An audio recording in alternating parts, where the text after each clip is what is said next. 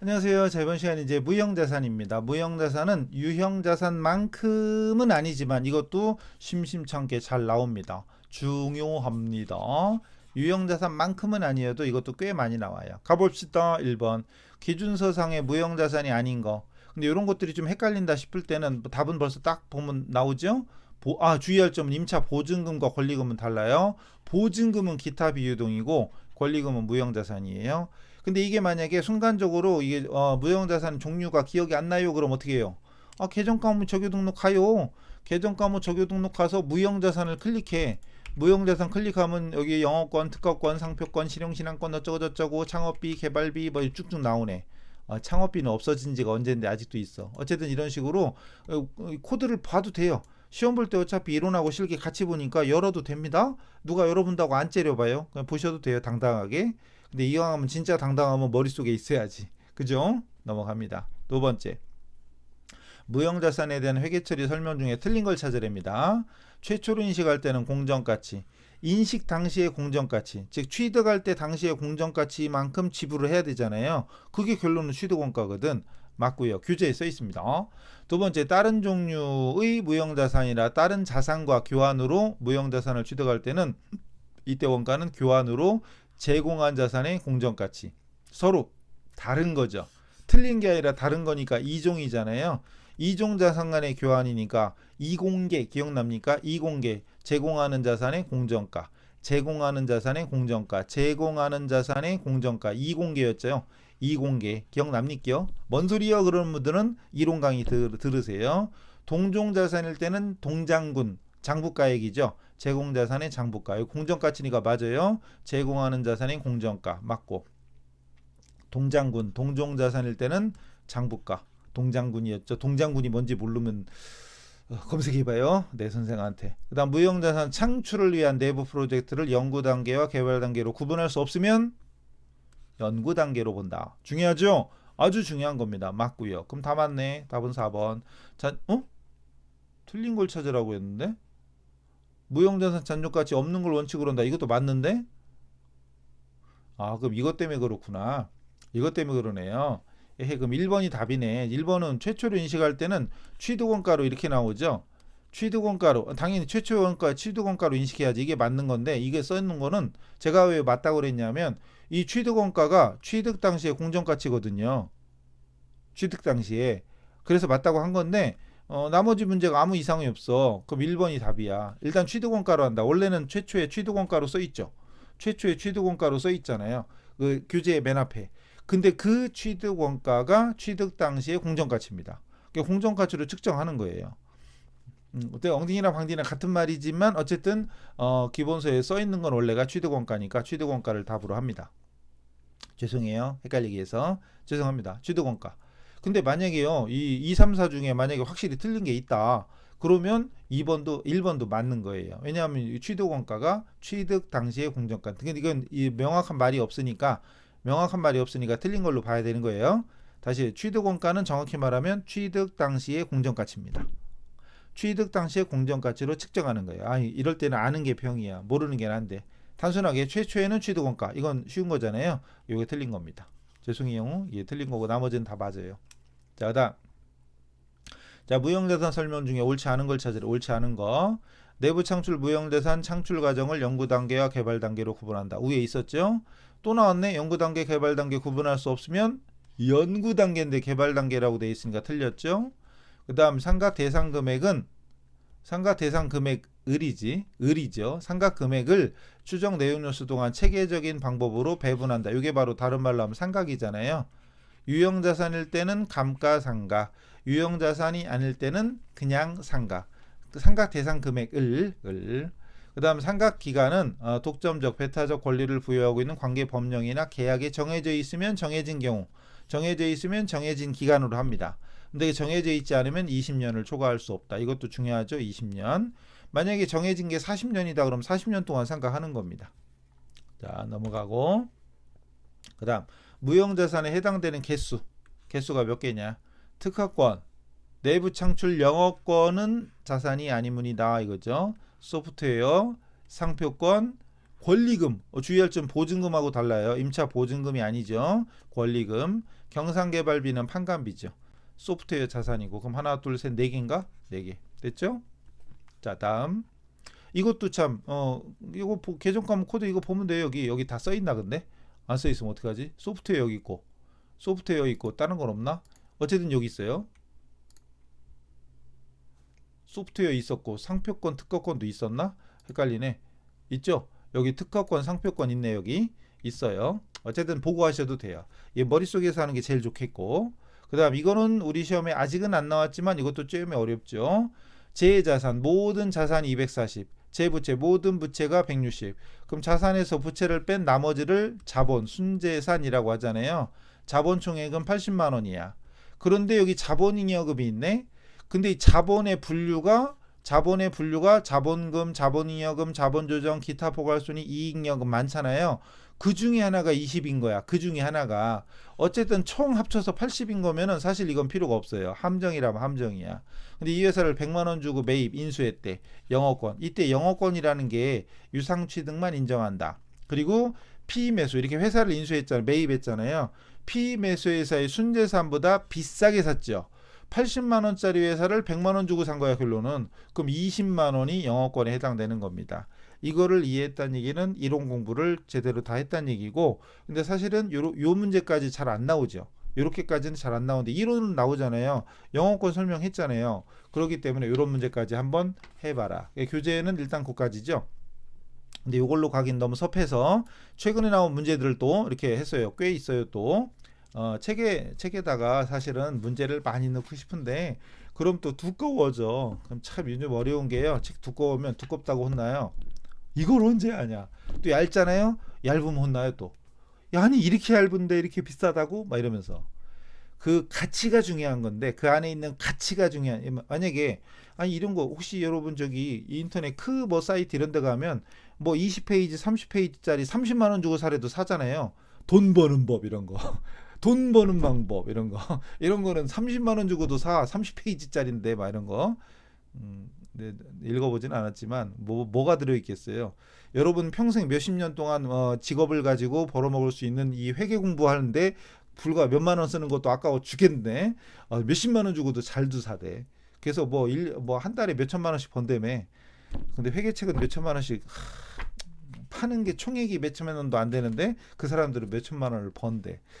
저도 책은 잘 쓸 수 있는데 회계책 가지고는 누가 아무도 안 사요. 넘어가. 어쨌든 보세요. 유형자산과 무형자산 설명으로 맞는 걸 찾으랍니다. 유형자산은 모두 감가상각 아니지요. 왜 토지와 앞에서 나왔죠. 건설 중인 자산은 비상각자산 상각하지 않죠. 무형자산은 화폐성 자산이다. 이건 좀 어렵죠. 화폐성 비화폐성이라는 말은 어렵습니다. 그 모르니까 일단 세모 제끼고 1번은 틀렸죠. 그 다음 무형자산은 미래의 경제주익이 없다. 말이 안 되지. 틀렸지. 무형자산은 물리적 실체가 없다. 맞죠.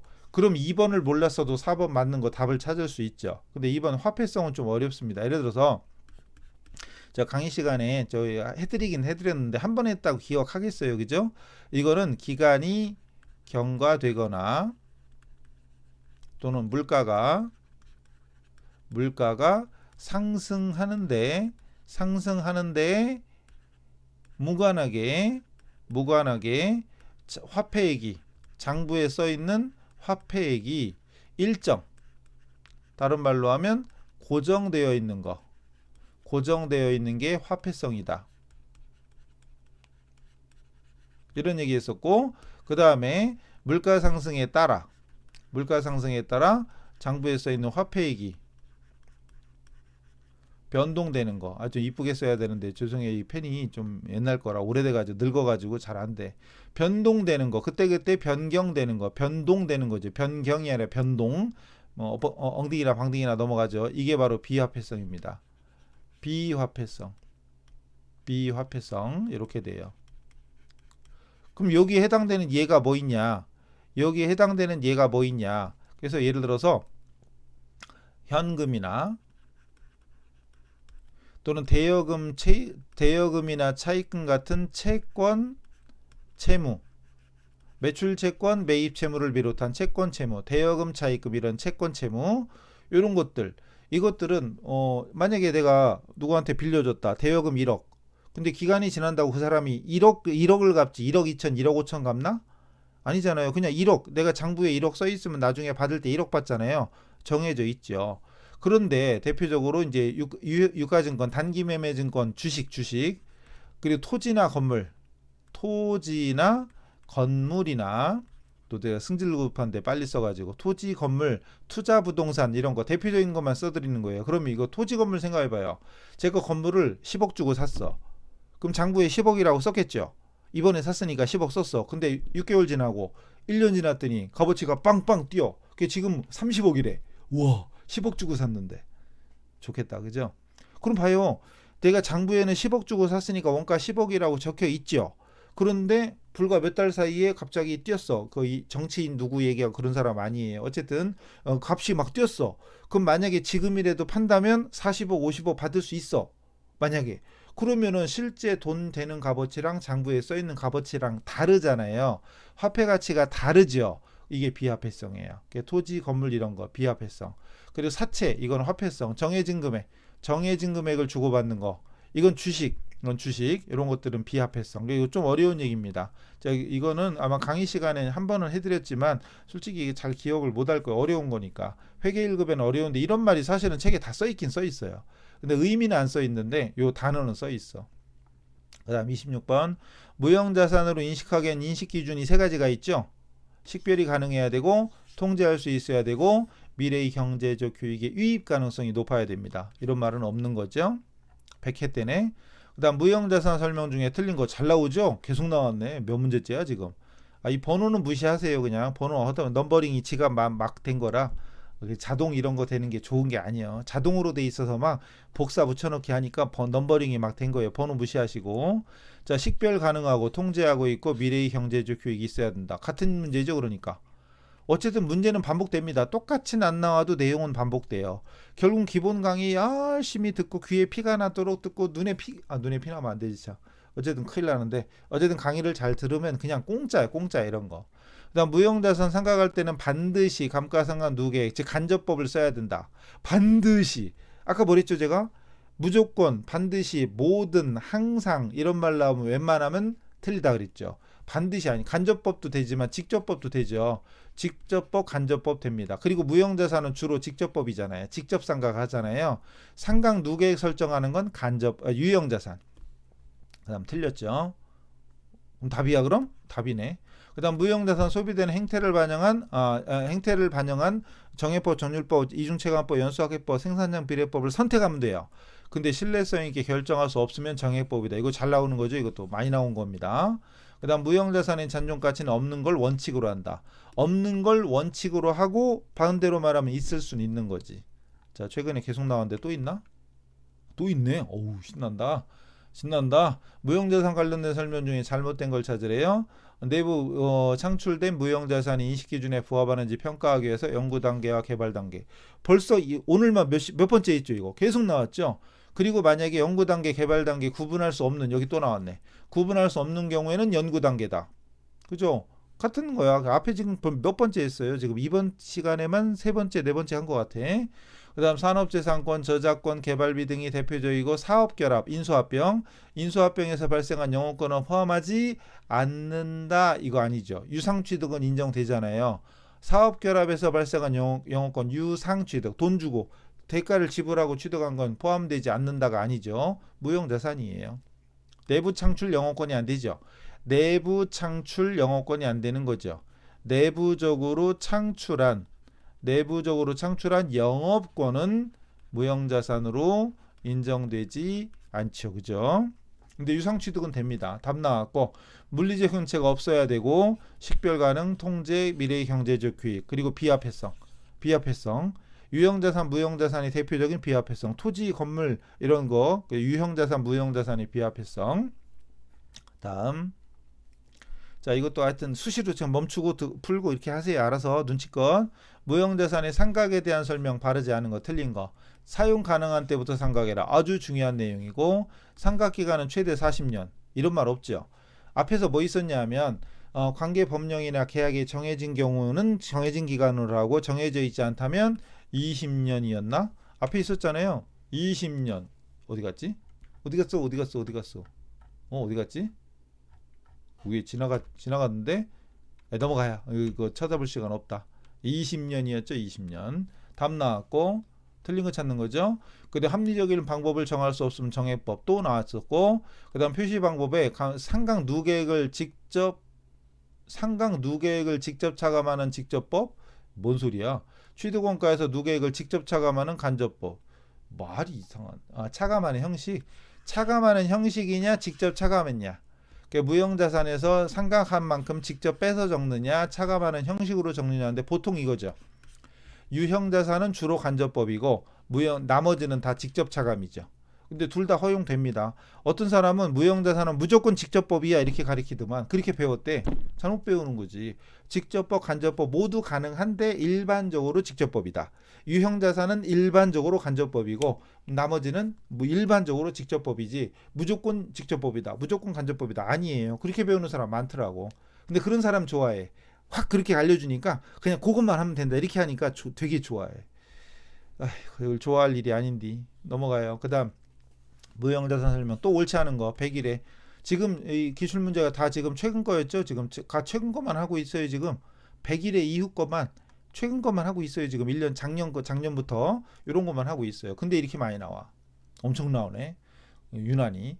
자, 무형자산은 영업상 목적으로 획득 또는 보유하는 걸로 물리적 형체가 없다. 당연하죠.